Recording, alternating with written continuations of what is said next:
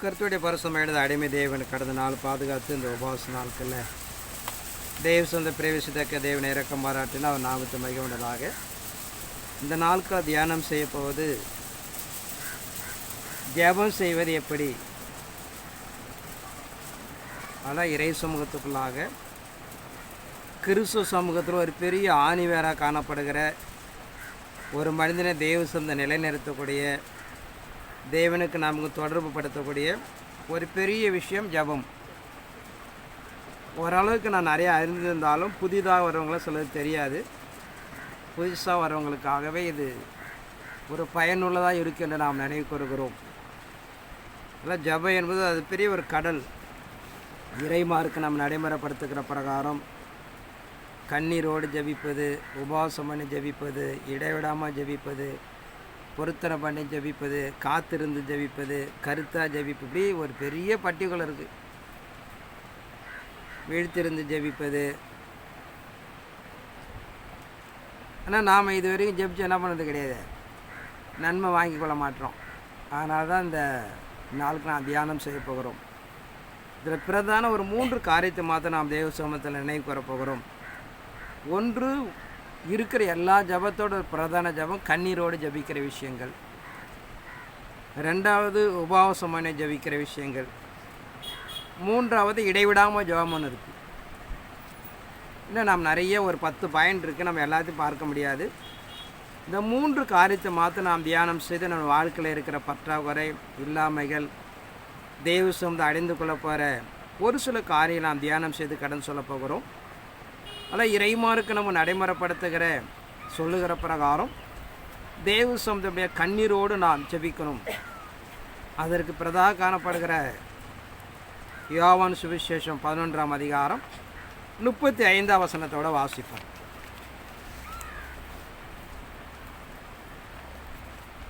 இயேசு கண்ணீர் விட்டார். அப்பொழுது யூதர்கள் இவர் அவனை எவ்வளவாய் சிநேகித்தார் என்றார்கள். இங்கே அருமை இரட்சகர் இயேசு கிறிஸ்து கண்ணீர் விட்டதாக நாம் பார்க்கிறோம். லாசரு என்கிற ஒரு மனிதன் இறப்பின் மத்தியில் அந்த சம்பவத்தை நினைக்கூர்ந்து மனுக்குல மீட்புக்காக மனிதன் படுகிற பிரயாசத்தின் அடிப்படைக்குள்ளாக இயேசுடைய கண்ணீர் விட்டார் என்று பார்க்கிறோம். ஆனால் நம்மை அனுப்பின எதிர்பார்த்து கொண்டிருக்கிற நம்ம வழி நடத்துகிற அருமை இரட்சகர் இயேசு கிறிஸ்து மனுக்குலத்துக்காக கண்ணீரை விட்டார் என்று நான் பார்க்கிறோம். ஆனால் நாமும் தேவ சமூகத்தில் எதிர்பார்க்கிற இறைமா சமூகத்தில் ஒரு பெரிய ஜபம், தேவ பலமாக எட்டப்படுகிற ஒரு பெரிய ஜபம் பார்த்தீங்கன்னா கண்ணீர். ஏசாயா தீர்க்கதரிசி 38ஆம் அதிகாரம் 1 வாசிப்போம். அந்நாட்களில் எசேக்கியா வியாதிப்பட்டு மரணத்துக்கு ஏதுவாயிருந்தான். அப்பொழுது ஆமோசின் குமாரனாகிய ஏசாயா என்னும் தீர்க்கதரிசி அவனிடத்தில் வந்து அவனை நோக்கி, நீர் உமது வீட்டு காரியத்தை ஒழுங்குபடுத்தும், நீர் பிழைக்க மாட்டீர், மரித்து போவீர் என்று கர்த்தர் சொல்லுகிறார் என்றான். அப்பொழுது எசேக்கியா தன் முகத்தை சுவர்புறமாக திருப்பிக் கொண்டு கர்த்தரை நோக்கி, கர்த்தாவே, நான் உமக்கு முன்பாக உண்மையும் மன உத்தமமாய் நடந்து உமது பார்வைக்கு நலமானதை செய்தேன் என்பதை நினைத்தருளும் என்று விண்ணப்பம் பண்ணி எசேக்கியா மிகவும் அழுதான். அப்பொழுது ஏசாயாவுக்கு உண்டான கர்த்தருடைய வார்த்தையாவது, நீ போய் எசேக்கியாவை நோக்கி, உன் தகப்பனாகிய தாவீதின் தேவனாயிருக்கிற கர்த்தர் சொல்லுகிறது என்னவென்றால், உன் விண்ணப்பத்தை கேட்டேன், உன் கண்ணீரை கண்டேன், இதோ உன் நாட்களோடு 15 வருஷம் கூட்டுவேன். அந்நாட்களில் எசேக்கியா வியாதிப்பட்டு மரணத்துக்கு எதுவாக இருந்தான்.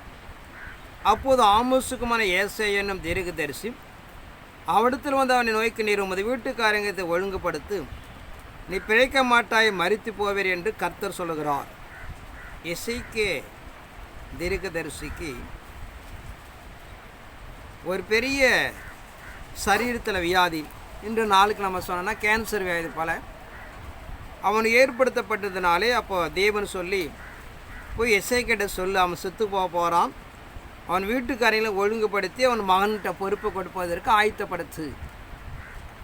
அதை வந்து ஏசாயா பக்தன் சொல்லுகிறான்.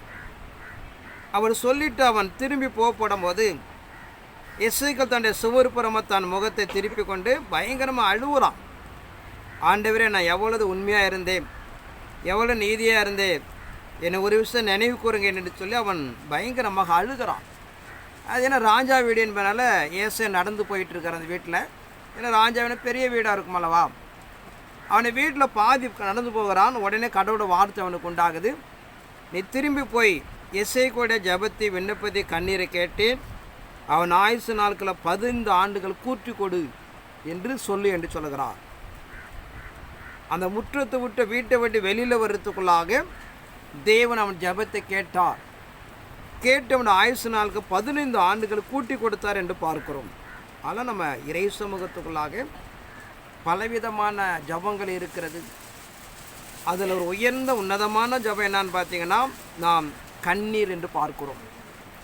இப்படி தேவ சமூகத்தில் ஒரு மனிதன் கண்ணீர் விட்டு காணப்படும் போது அவன் ஜபத்தை கேட்டு தேவன் எப்படியாக அவனுக்கு நன்மை செய்து கொடுக்கிறார் என்று சொல்லப்படுறதா பார்க்கிறோம். ஆனால் இறை சமூகத்துக்குள்ளாக ஒரு பெரிய நிலை. நம்மளை வாழ்க்கையில் எவ்வளோதோ குறைவுகள், இல்லாமைகள், வறுமைகள், எதிர்பார்ப்பு இருக்கிறது. பல நாட்கள், மாதங்கள், ஆண்டுகள் எல்லாம் ஜபம் பண்ணியிருப்போம். அதில் ஒரு விசேஷமான ஜபம் என்னன்னு பார்த்தீங்கன்னா தேவ சமூகத்தில் அப்படியாக கண்ணீர் விடுகிற ஜபம். அதை தேவன் கேட்டு நமக்கு நன்மை செய்து கொடுக்கிறார் என்று பார்க்கிறோம். 1 சாமுவேல் 1ஆம் அதிகாரம் 1 வாசிப்போம். எப்ராயிம் மலதேசத்தில் இருக்கிற சோப்பீம் எனப்பட்ட ராமதாயிம் ஊரானாகிய ஒரு மனுஷன் இருந்தான். அவனுக்கு எல்கானா என்று பெயர். அவன் எப்ராயிமனாகிய சூப்புக்கு பிறந்த தோகுவின் குமாரனாகிய எலுகுவின் மகனான எரோகாமியின் புத்திரன். அவனுக்கு 2 மனைவிகள் இருந்தார்கள். ஒருத்தி பேர் அன்னாள், மற்றவள் பேர் பெனினாள். பெனினாளுக்கு பிள்ளைகள் இருந்தார்கள், அன்னாளுக்கோ பிள்ளை இல்லை. அந்த மனுஷன் சீலோவிலே சேனைகளின் கர்த்தரை பணிந்து கொள்ள 10 வாசிப்போம். அவள் போய் மனக்கசந்து மிகவும் அழுது கர்த்தரை நோக்கி விண்ணப்பம் பண்ணி, சேனைகளின் கர்த்தாவே தேவரே, உம்முடைய அடியாளின் சிறுமையை கண்ணோக்கி பார்த்து உம்முடைய அடியாளை மறவாமல் இணைத்தருளி உம்முடைய அடியாளுக்கு ஒரு ஆண் பிள்ளையை கொடுத்தால் அவன் உயிரோடு இருக்கும் சகல நாளும் நான் அவனை கர்த்தருக்கு ஒப்பு கொடுப்பேன். அவன் தலையின் மேல் சவரன் கத்தி படுவதில்லை என்று இங்கே பார்க்கிறோம். அன்னாள் என்கிற ஒரு பெண்ணை பார்க்கிறோம். எல்லாத்திலும் நிறைய அர்த்தங்கள் இருக்கிறது. இந்த ஒரு சென்டென்ஸை 1 மணி நேரம் பிரசங்கிக்கலாம். ஏன்னா அப்படி நம்ம போனால் நேரம் பத்தாது. பிரதான நிலை என்னான்னு பார்த்தீங்கன்னா, ஒரு குறைவு இருக்கும்போது நம்ம தனி ஜபம், உபவாசம் எல்லாம் நம்ம ஜபம் பண்ணுவோம். ஆனால் அங்கே கொடுக்கப்படுகிற அந்த கருத்து என்னான்னு பார்த்தீங்கன்னா, என்னை யாரும் மலடின்னு சொல்லக்கூடாது ஆண்டவரே. ஒரே ஒரு குழந்தைய கூட அந்த குழந்தை உன்னுடைய தேவ சமூகத்தை ஒப்பி விட்டுறேன். அந்த கண்ணீரோடு சேர்ந்த ஒரு நிலை என்னான்னு பார்த்தீங்கன்னா, அந்த கருத்து தான் அங்கே தேவ சமூகத்தை எட்டினது. அதே போல் எசேக்கியாவுக்கு உண்டாப்பட்ட அந்த ஜபத்தில் அவனுடைய கண்ணீரில் அவன் சொல்லுகிறான், நான் எவ்வளோ நீதியாக இருந்தேன் ஆண்டவரே, நான் எவ்வளவு உமக்கு உத்தமமாக இருந்தேன், நான் இப்போ சாகப்பட வேண்டுமா என்று கேட்குறான். அந்த ஒரு நிலை தான் அங்கே அந்த ஜபத்தை கேட்கிறது. ஒரு பக்கம் கண்ணீருக்கூடிய ஜபம் ஒரு உயர்ந்த நிலைகள் காணப்பட்டாலும் அங்கே நடைமுறைப்படுத்த ஒரு சின்ன கருத்து பார்த்திங்கன்னா, இப்போ அன்னால் பல முறை ஜெபித்திருப்பாள், ஆண்டுக்கு ஒரு முறை தேவாலயத்துக்கு கடந்து போயிருப்பாள். ஆனால் அங்கே மாத்திரம் நடைமுறைப்படுத்தின விஷயம் பார்த்திங்கன்னா, அவள் கருத்தை கொண்டு போகிறாள். என்னை யாரும் மலடின்னு சொல்லக்கூடாது ஆண்டவரே, ஒரு குழந்தைய கொடுத்தா உண்மைக்கே கொடுத்துட்றேன். அதன் பிறகு 5 பிள்ளைகளை கொடுத்தார் என்று வேதம் சொல்லுகிறது. ஆனால் இறை சமூகம் நமக்கு நடைமுறைப்படுத்துகிற பிரகாரம் 2ஆம் அதிகாரம் 21-22. அப்படியே கர்த்தர் அன்னாளை கடாட்சித்தார். அவள் கற்பந்தரித்து 3 குமாரரின் 2 குமாரத்திகளையும் பெற்றாள். சாமுவேல் என்னும் பிள்ளையாண்டான் கர்த்தருடைய சந்நிதியில் வளர்ந்தான். அதன் பிறகு 5 பிள்ளைகளை கொடுத்தார் என்று பார்க்கிறோம். ஆனால் நம்ம அறிந்து கொள்ளப்பட வேண்டும். ஒரு விஷயத்தை நாம் கொண்டு போகிற நிகழ்வு தான் முக்கியம். அப்படி நீங்கள் கொண்டு போனால் அது என்ன பண்ண முடியாது, ஜெயிக்க முடியாது. ஆனால் இறை சமூகத்தில் ஒரு நிலைகளை கொண்டு போகிறது தான் வாழ்க்கை நம்ம ஜெயிக்க முடியும். இல்லைன்னா நம்ம தோற்கடிக்கப்படுவோம். இப்போ வழக்காடு மன்றத்தில் பார்த்தீங்கன்னா எவ்வளோதோ குற்றவாளிகள்லாம் தப்பித்து கொள்கிறாங்க. காரணம் அந்த வழக்கினுடைய கருத்து தான் அங்கே காப்பாற்றுகிறது. இல்லைன்னா அங்கே காப்பாற்ற முடியாது. ஒரு கருத்து தான் ஒரு நிலைகளில் முன்னிறுத்தப்படுகிறது. ஒரு சாதனை செய்வதற்கு, ஒரு வெற்றி பெறுவதற்கு, ஒரு மேன்மை பாராட்டுவதற்கு நாம் செய்கிற ஒரு கருத்து தான் அங்கே ஜெயம் உண்டாகிறது.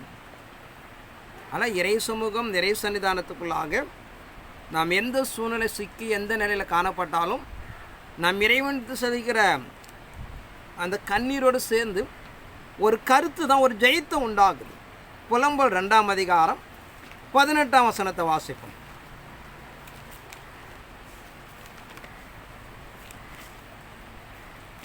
அவர்கள் இருதயம் ஆண்டவரை நோக்கி கூப்பிடுகிறது. சியோன் குமாரத்தின் மதிலே இரவும் பகலும் நதியளவு கண்ணீர் விடு. ஓய்ந்திராதே, உன் கண்ணின் கருப்பு விழி சும்மா இருக்க விட்டாதே. எழுந்திரு, ராத்திரியிலே முதல் சாமத்தில் கூப்பிடு, ஆண்டவரின் சமூகத்தில் உன் இருதயத்தை தண்ணீரை போல ஊற்றிவிடு. அவர்கள் இருதயம் ஆண்டவர் நோக்கி கூப்பிடுகிறது. சீயோன் குமாரத்தின் மதிலே இரவும் போலும் நதியளவும் தண்ணீர் விடு. ஓய்ந்திராதே, உன் கண்ணின் கருப்பு விழியும் சும்மா இருக்க விட்டாதே.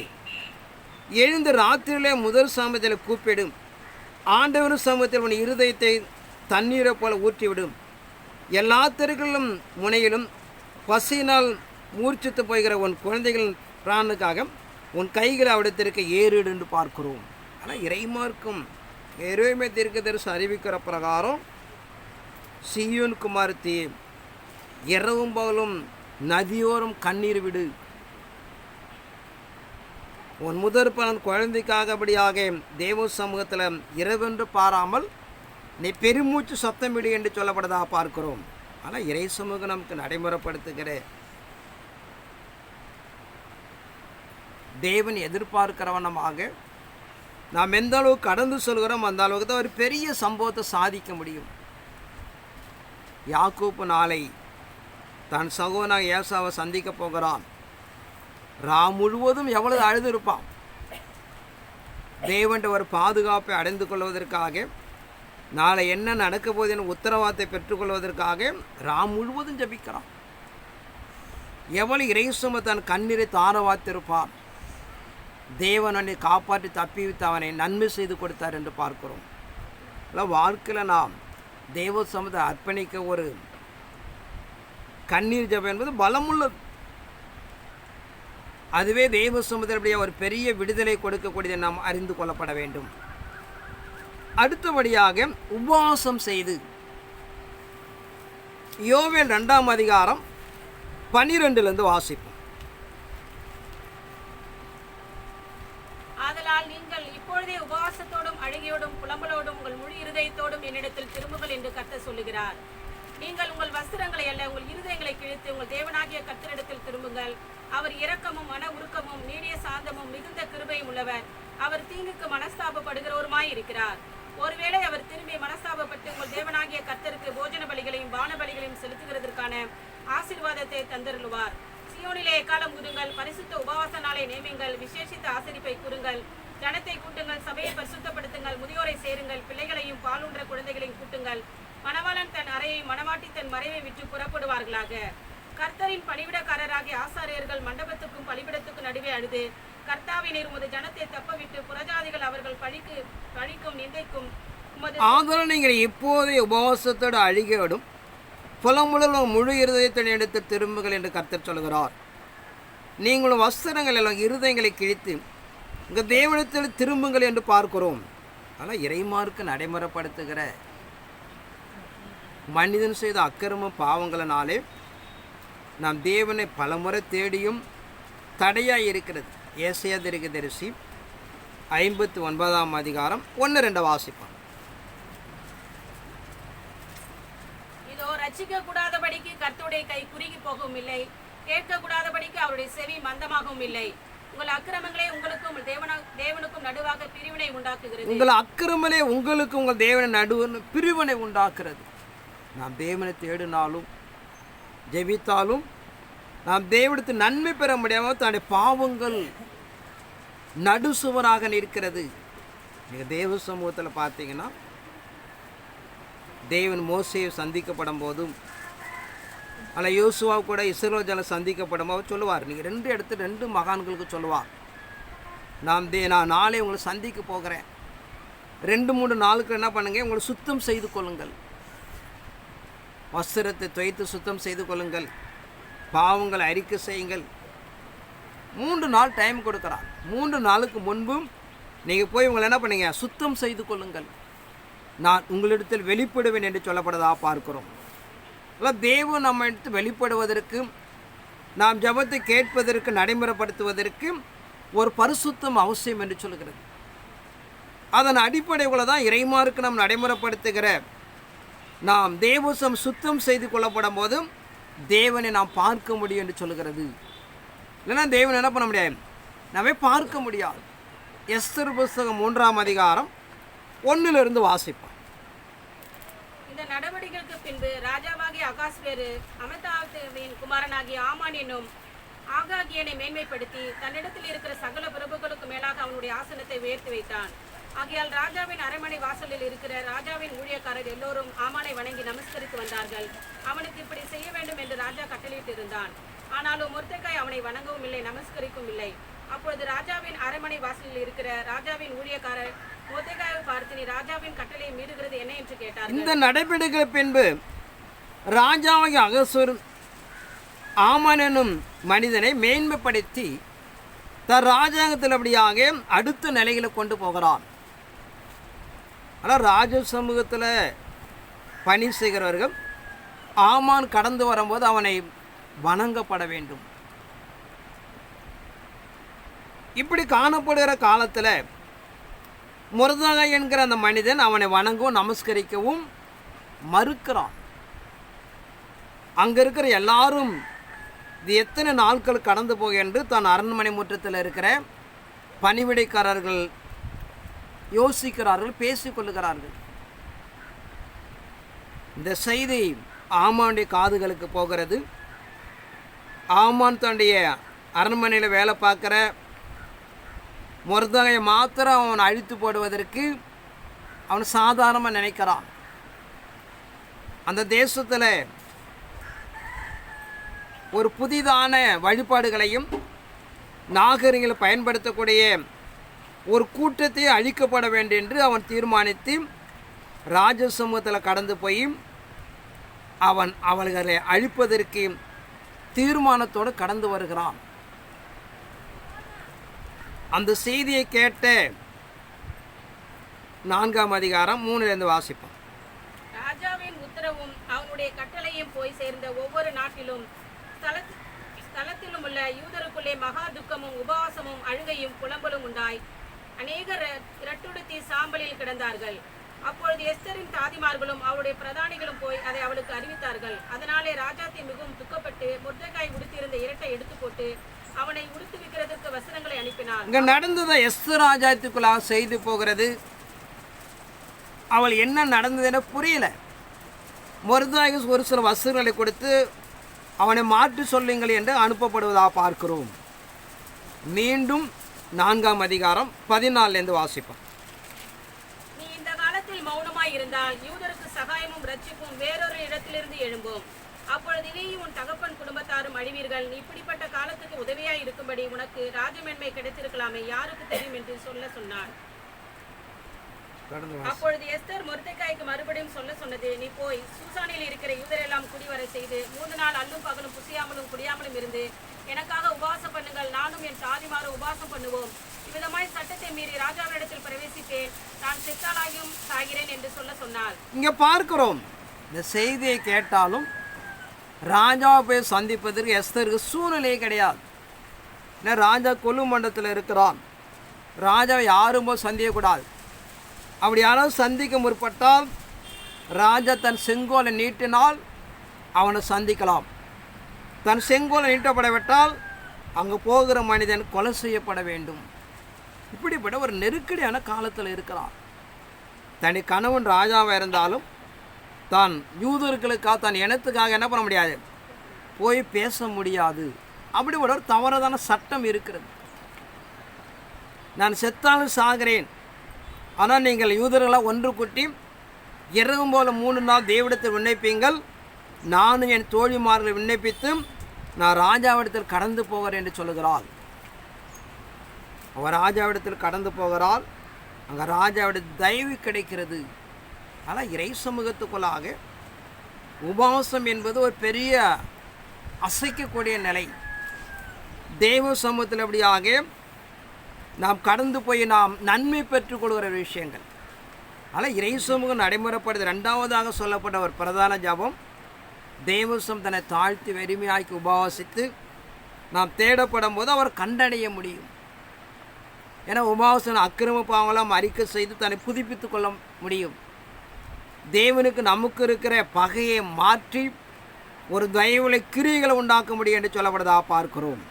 ஆனால் நான் இறை சமூகத்துக்குள்ளாக உபவாசம் என்பது பலமுள்ள ஜபம். 2வதாக இடைவிடாமல் ஜபிக்க வேண்டும்.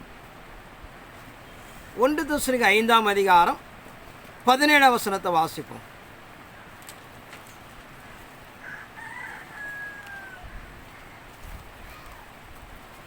ஒருவனும் மற்றொருவன் செய்யும் தீமைக்கு தீமை செய்யாதபடி பாருங்கள். உங்களுக்குள்ளும் மற்ற யாவருக்குள்ளும் எப்பொழுதும் நன்மை செய்ய நாடுங்கள். எப்பொழுதும் சந்தோஷமாயிருங்கள். இடைவிடாமல் ஜெபம் பண்ணுங்கள். எல்லாவற்றிலும் ஸ்தோத்திரம் செய்யுங்கள். அப்படி செய்வதே கிறிஸ்து இயேசுக்குள் உங்களை குறித்து தேவனுடைய சித்தமாய் இருக்கிறது. இங்கே இறைசுமு சொல்லுகிற பிரகாரம் இடைவிடாமல் ஜெபம் பண்ணுங்கள். அதுவே தேவ சமூகத்தில் ஒரு உயர்ந்த நிலை என்று சொல்லப்படுதா பார்க்கிறோம். கொலேசு 4ஆம் அதிகாரம் 2ஆம் வசனத்தோட வாசிப்போம்.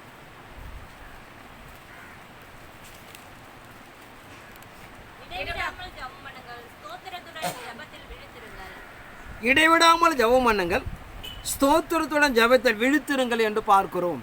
ஆனால் இறை சமூகம் நமக்கு நடைமுறைப்படுத்துகிற ஒரு காரியங்களை நாம் அறிவித்துட்டு அப்படி விட்டுடக்கூடாது. இடைவிடாமல் அது நன்மை பெறுகிற வரைக்கும், தெய்வ சமூகத்தால் பரத்து ஒத்தாசை வருகிற வரைக்கும் நாம் தொடர்ந்து அது தெய்வ சமூகத்தை அர்ப்பணித்து கொண்டே இருக்கப்பட வேண்டும்.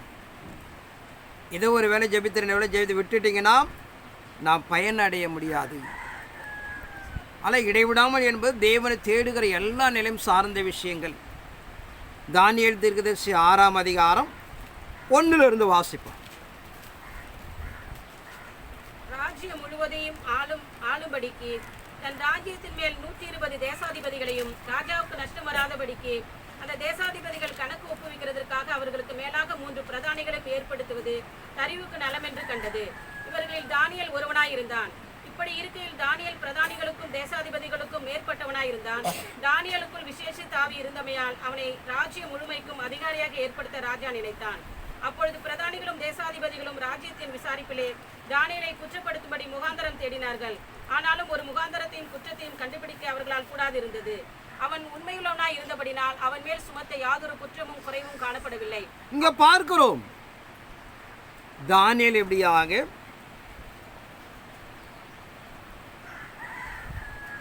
அவன் வாழ்கிற அந்த தேசத்தில் ராஜாவுக்கு அடுத்த காணப்படுற 3 பிரதானிகள் அவனு ஒருவனாக இருக்கிறான். சொந்த தேசத்தில் காணப்படுற 2 பிரதானி நினைக்கிறார்கள், இவன் யூதா தேச சிறைப்பிடிக்கப்பட்ட வந்து ஒரு மனிதன் நமக்கு சமமாக இருக்கிறான் என்று அவனை பொறாமை கொள்ளுகிறார்கள்.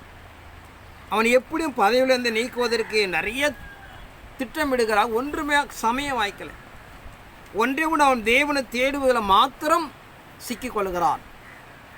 அதை பயன்படுத்தி இந்த 2 பிரதான பொண்ணும் வெள்ளி கொண்டு ராஜாவிட்ட கொடுத்து ஒரு 30 நாட்கள் ராஜாவை உண்மை மாத்திரம்தான் இந்த தேசம் தொழுது கொள்ளப்பட வேண்டும், வேறு யாரும் தொழுது கொள்ளக்கூடாது என்று ஒரு நிபந்தனை வாங்கி தேசத்துக்குள்ளாக அறிவிக்கிறார்கள். 10ஆம் வசனத்தை வாசிப்போம்.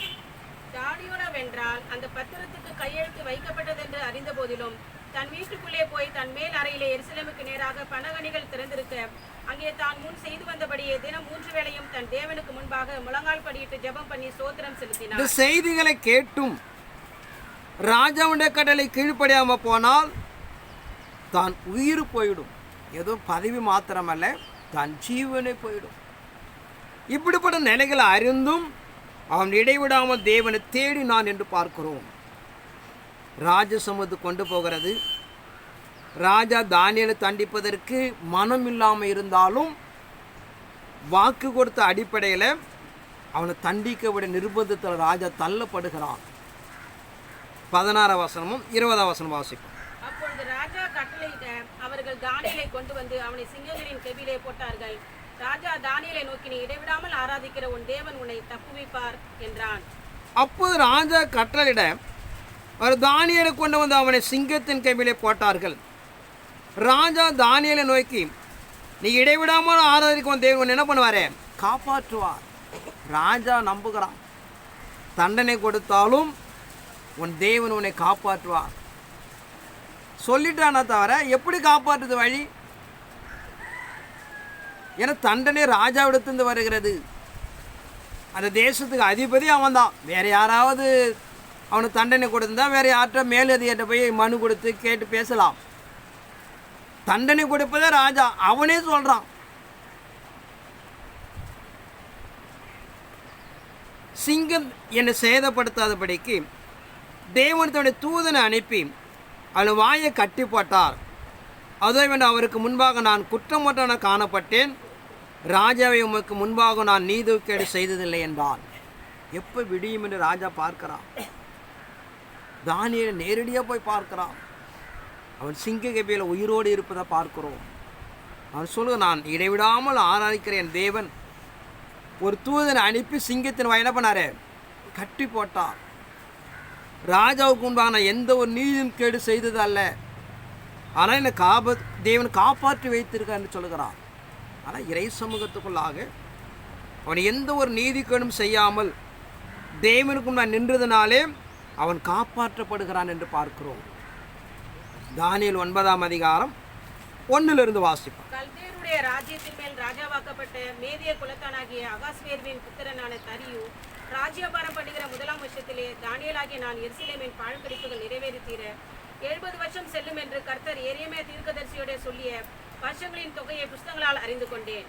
நான் உபவாசம் பண்ணி இரட்டிலும் சாம்பலிலும் உட்கார்ந்து தேவனாகிய ஆண்டவரை ஜெபத்தினாலும் விண்ணப்பங்களினாலும் தேட என் முகத்தை அவருக்கு நேராக்கி என் தேவனாகிய கர்த்தரை நோக்கி ஜெபம் பண்ணி பாவ அறிக்கை செய்து, ஆண்டவரே, உண்மையில் அன்பு கூர்ந்து உம்முடைய கற்பனைகளை கை கொடுக்கிறவர்களுக்கு உடன்படிக்கையும் கிருபையும் காக்கிற மகத்துவம் பயங்கரமுமான தேவனே, நாங்கள் பாவம் செய்து அக்கிரமக்காரராயிருந்து துன்மார்க்கமாய் நடந்து கலகம் பண்ணி உம்முடைய கற்பனைகளையும் உம்முடைய நியாயங்களையும் விட்டு அகன்று போனோம். உமது நாமத்தினாலே எங்கள் ராஜாக்களோடும் எங்கள் பிரபுக்களோடும் எங்கள் பிதாக்களோடும் தேசத்தினுடைய சகல ஜனங்களோடும் பேசின தீர்க்கதரிசிகளாக உம்முடைய ஊழியக்காரருக்கு செவிகொடாமற் போனோம்.